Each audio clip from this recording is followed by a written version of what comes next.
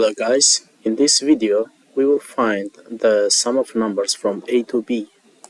So from the keyboard the user will input two numbers. The first one is A and the second one is B. In this example we will assume that the user is a logical guy and every time A will be smaller than B or at least equal.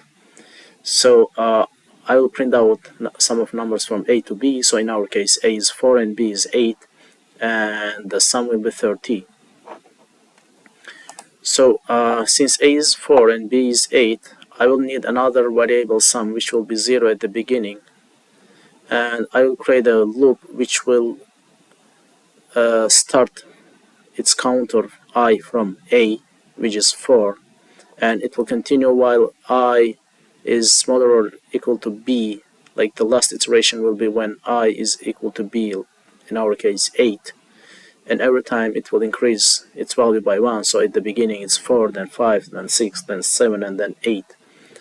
And every time I write this equation, like sum is equal to sum plus I, like I will add the value of my counter I to the sum and reassign the value to the variable sum.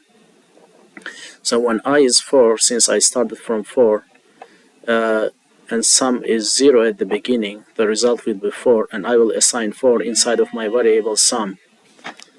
And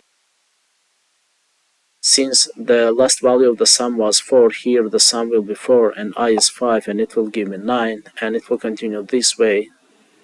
And last iteration when I is 8 and the iteration the value of the sum was assigned as 22, and the 22 plus 8 will give me 30. And when I finish this loop, I will just print out the value of my variable sum. So let's do it. I'm going to declare a variable a, b, and sum, and the initial value of the sum will be 0.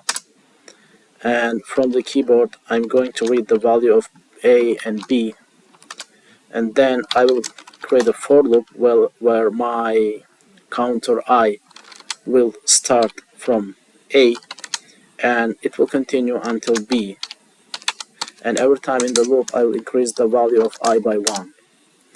And then I want to say that sum will be equal to sum plus I, and when I finish the loop I will just print out the value of my variable sum. So let's run and let's input 4 and 8, and it gives me 30. That's it.